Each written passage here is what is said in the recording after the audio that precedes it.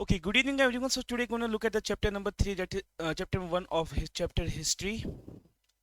Chapter number 1 of history, that is French Revolution. Now, earlier we have seen that what was the major demand of women during the French Revolution. Now, women were mostly settled into the domestic courts, and they were only there was minimal education, and that too was only given to the higher society. Okay, now women, what the women did, women also started making clubs. Now one of the major club that women made was the Society of Revolutionary Republican Women. Their main demand was that women should enjoy the same rights, that political right, as the men. Now women were disappointed that the constitution 1791 reduced them to passive citizen. Now we have already seen what is the meaning of active citizen and passive citizen. Active कौन होंगे? Active वो लोग होंगे जो किनकी as कितनी होगी? 21 25 होगी, ठीक है। बाद में इसको घटाकर कितना कर दिया गया था? 21 कर दिया गया था। उसके बाद में सभी लोग, पहले क्या था कि सभी सिर्फ जो लोग 3 दिन की दिहाड़ी के इतना टैक्स पे करेंगे उन्हीं को ही क्या दिया जाएगा? आपका वोटिंग राइट मिलेगा। लेकिन बाद में सभी को वोटिंग राइट मिल गया था। लेकिन अभी भी विमेन और चिल्ड्रन को, विमेन एंड चिल्ड्रन, इनको अभी भी किस में रखा गया था? पैसिव कैटेगरी में, यानी इनके पास में अभी भी क्या नहीं था? वोटिंग राइट नहीं था।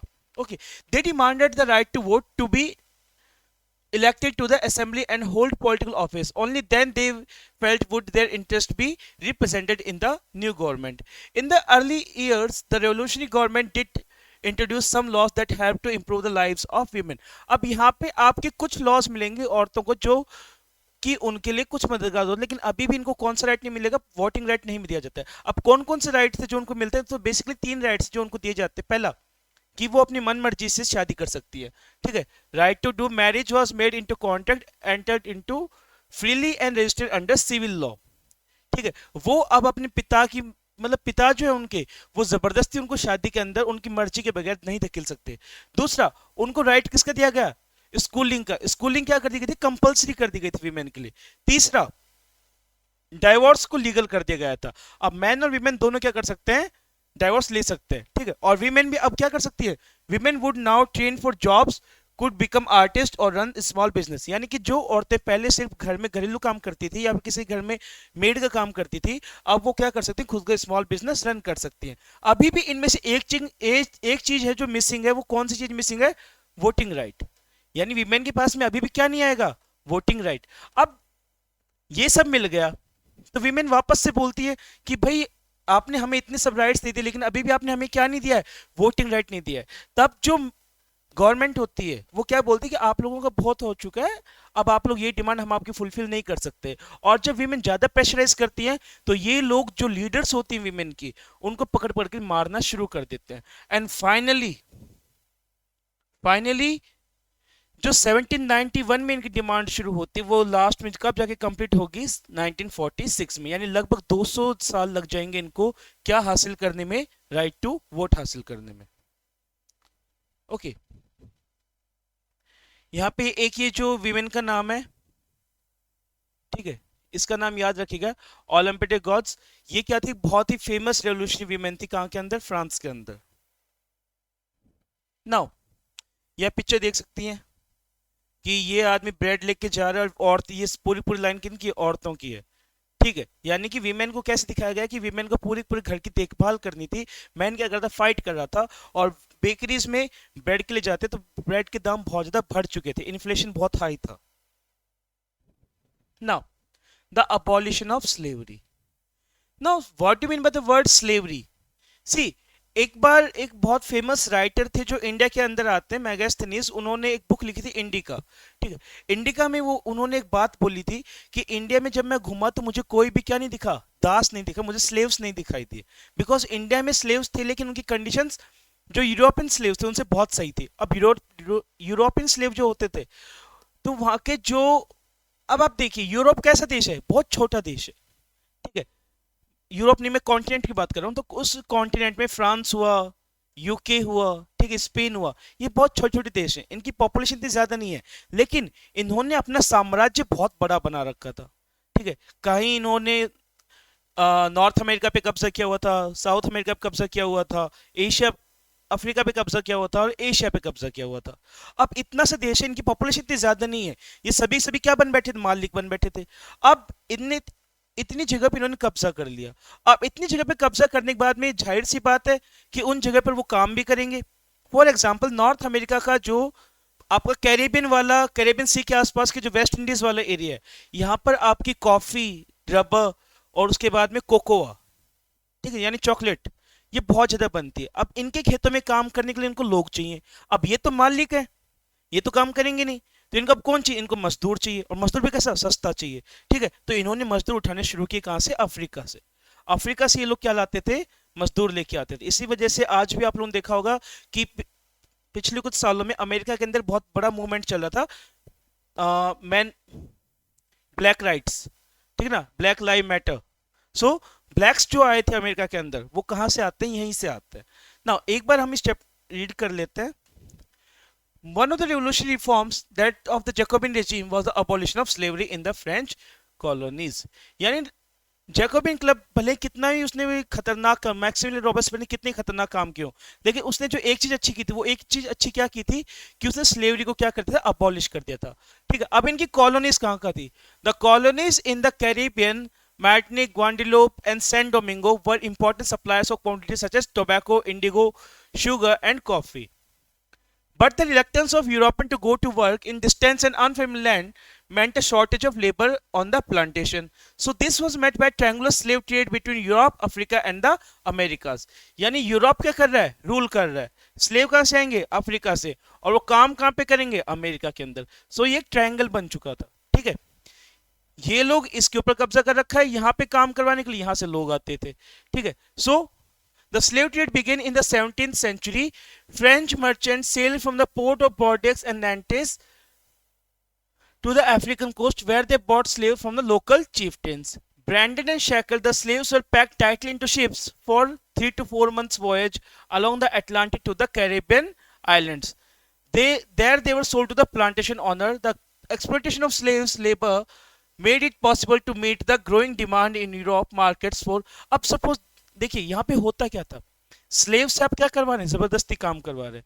जबरदस्ती काम करवाने के बाद में क्या हो रहा है, आप उनसे जो काम के घंटे होते हैं वो भरवा देंगे। ठीक है, यानी काम उनसे क्या करवा जाएगा, ज्यादा, लेकिन उसके मुकाबले उनको तनख्वाह या ना बराबर होती है।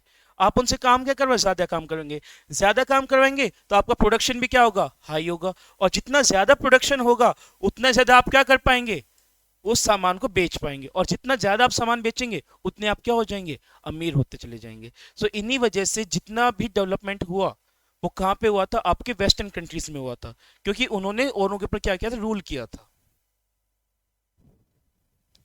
Next, throughout the 18th century there was little criticism of slavery in France. The National Assembly held long debates about whether the rights of men should be extended to all French subjects, including those in the colonies.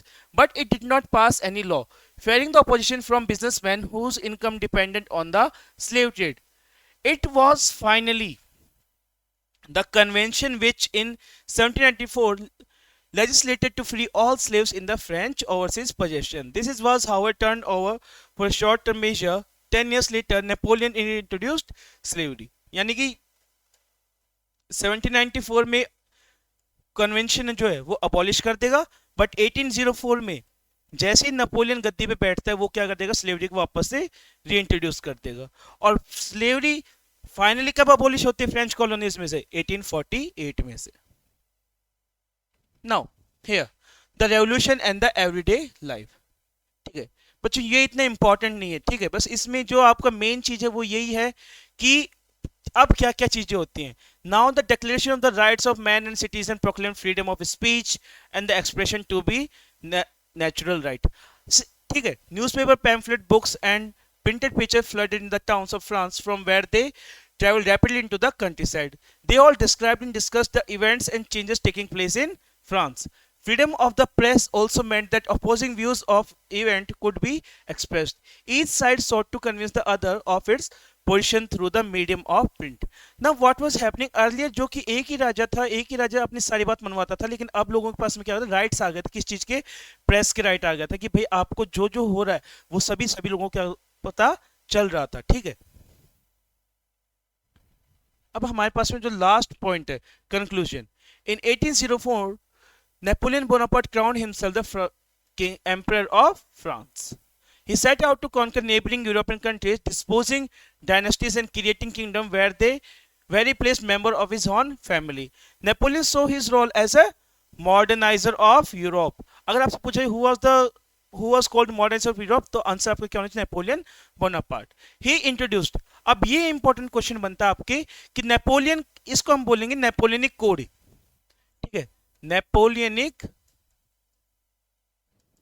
Code 1804, Napoleonic code 1804, ठीक है. सो उसने क्या क्या किया था? So he introduce many laws such as the protection of private property and a uniform system of weights and measure provided by the decimal system. Initially, many saw Napoleon as a liberator who would bring freedom for the people. But soon the Napoleon armies came to be viewed as everywhere as the invading force. He was finally defeated at Waterloo in 1815. Many of his measures that carried the revolutionary ideas of liberty and modern laws to the other parts of Europe had an impact on people long after Napoleon had left. The ideas of liberty and democratic rights were the most important legacy of the French Revolution. These spread from France to the rest of Europe during the 19th century, where feudal systems were abolished. Colonized people reworked the idea of freedom from the bondage into their movement to create a sovereign nation state. Tipu Sultan and Rajaram Mohan Roy were two examples of individuals who responded to the ideas coming from the revolutionary France. Now see, although the French Revolution was a failure, but still we read about that. Why we read about that? It is because what the French Revolution gave us, it was the idea of democracy and rights. इसके अलावा हमने LEF के बारे में पढ़ा था, liberty, equality and fraternity. So these all things were given to us by French Revolution, and these all things carried on even long after French Revolution. They were part of its legacy. Okay, और आज भी दुनिया की बहुत सारी जो countries हैं वो इसी के ऊपर क्या है, बेस्ड है. सो नेक्स्ट चैप्टर आएगा आपका कल से. Till then take care.